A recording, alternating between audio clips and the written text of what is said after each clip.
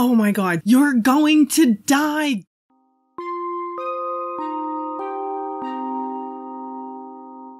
Hey everybody, Krystal Gamer here with a new episode of Rags to Riches starring Katerina Loverly, our once homeless girl who is now a rising star with several hit songs and 2 awards already under her belt. And with the royalties that are coming in regularly now, money is no longer a problem for Katerina. So she's mostly just kind of enjoying life. She and her best friend Danny have been making it a point to spend time together, which has been fabulous for the both of them. They are so happy they reconnected. And though Danny lives in the city, she really enjoys coming out to the country to visit Katerina, get away from all that hustle and bustle and get a bit of fresh air and all that. And Katerina is definitely more of a country outdoorsy girl, but she likes meeting Danny in the city when they want to hit a club or if something big is going on, like the Hijinks Festival that they went to last week or something like that. So they're kind of enjoying a little bit of everything. And so life is going well. Katerina's enjoying Danny. She's spending time with Treasure when she can. She's loving her newly remodeled house and her new fireplace and all that. And of course, she's practicing her musical instruments, writing songs, producing tracks, all of that stuff. She finally has a song for the violin that she's licensed. And so between licensed guitar songs, many released tracks, and her newly licensed violin song, Arise Chicken, she has been making a boatload of money and generally spending most of it on the house. And I know like only one person, if I'm lucky, is going to get the Arise Chicken thing, but that's neither here nor there. So yeah, anyway, everything is going great and bumping along nicely. And Katerina's out on her back porch, just practicing her violin. And then this happens. Oh my god, seriously, Treasure? You're going to die. Go out the door. You're right next to the dog door. Go out the door. Oh my god, the dog's gonna die. Seriously, the dog is gonna die. Treasure, go out the door. Go out the door. You're right next to it. Oh my god. Seriously? And the fire alarm's going. Where are the firemen? Why do we not have any firemen? Why is the dog? Oh my god, he's out. He's out. He's out. Phew. Oh, thank God. All right, now she's going back in. Don't you go on fire now. Okay, the magical fire extinguisher. Magical fire extinguisher is good.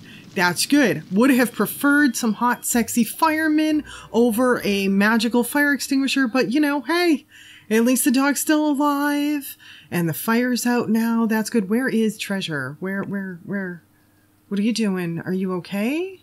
What's happening? What? Why are you going in a peepee bush? You just almost died. What are you doing in a peepee bush?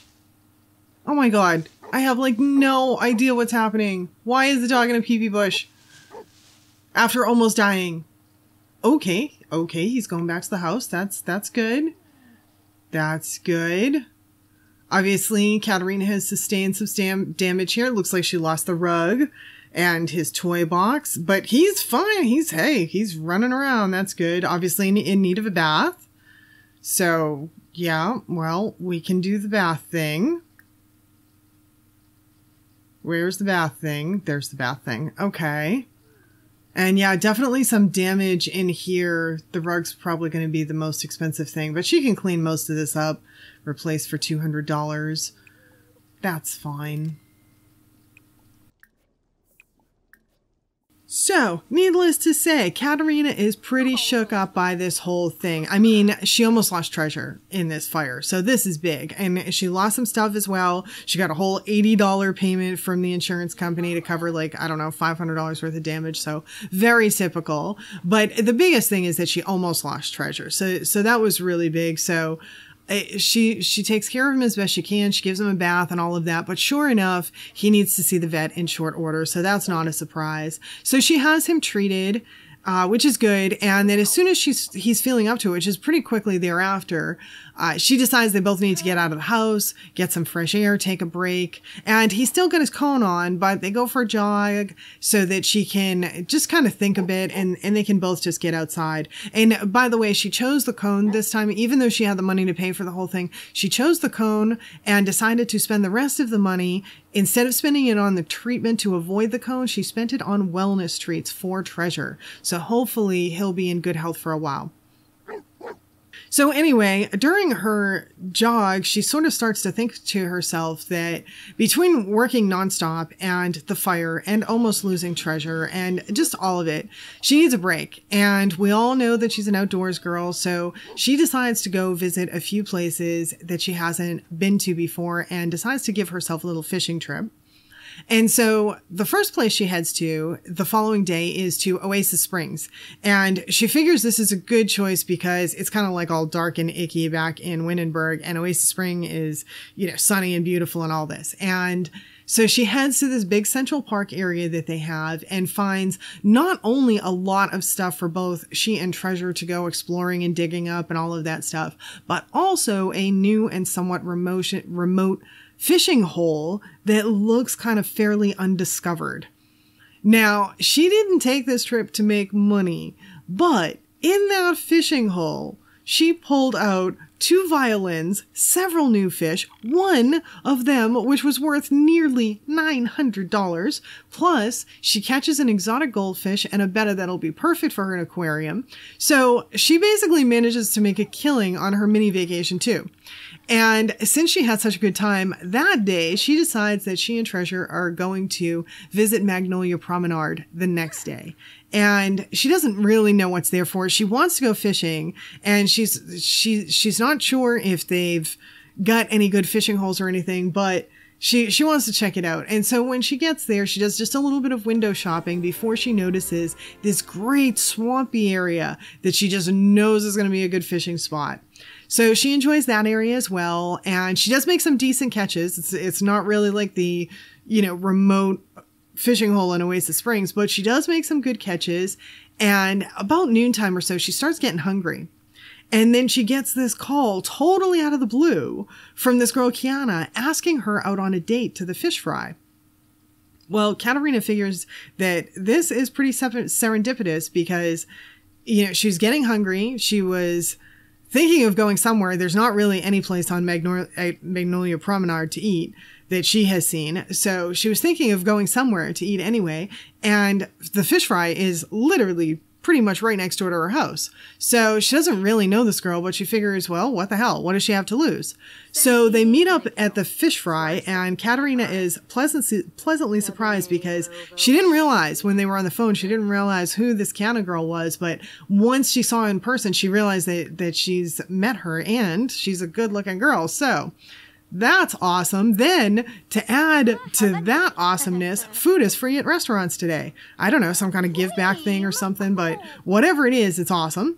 So, but before they get into the food, they first break the ice by playing a little chess. And then Katerina gets them a table, and they enjoy some time together, eating and all of that stuff. They end up sitting next to each other too, which is kind of interesting, rather than, you know, across from each other. So they're next to each other, and they both end up in a little bit of a flirty mood, which may have something to do with Katerina being beguiling now. She's got that trait now. But unfortunately, in this, there are way too many people around at this restaurant, and they're just kind of like standing and hovering over Katerina's table with Kiana, and they're very much interfering with the vibe between the two girls, and they're so not getting any hints. So things even start to get a little awkward for a while, and it looks for a moment like the date is going to go south with Katerina. Again, it looks like yet she's going to have another busted date, but she thinks to ask Kiana to get out of the restaurant and go down to the water.